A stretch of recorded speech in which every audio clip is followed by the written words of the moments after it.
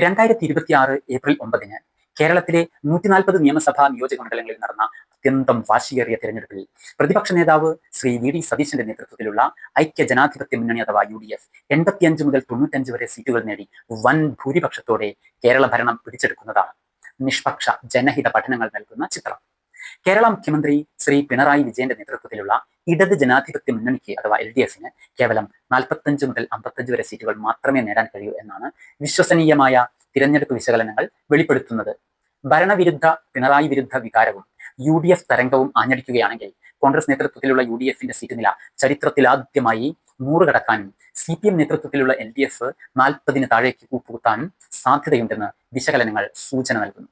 മോഡിജിയുടെ നേതൃത്വത്തിലുള്ള BJP കേന്ദ്രഭരണത്തിന്റെ പരിപൂർണ്ണ സാമ്പത്തിക രാഷ്ട്രീയ പിന്തുണയിൽ ചുരുങ്ങിയത് 10-15 സീറ്റുകൾ എന്ന വമ്പൻ പ്രതീക്ഷകളുമായി വന്ന NDA കേരളത്തിൽ പച്ചതൊടില്ല.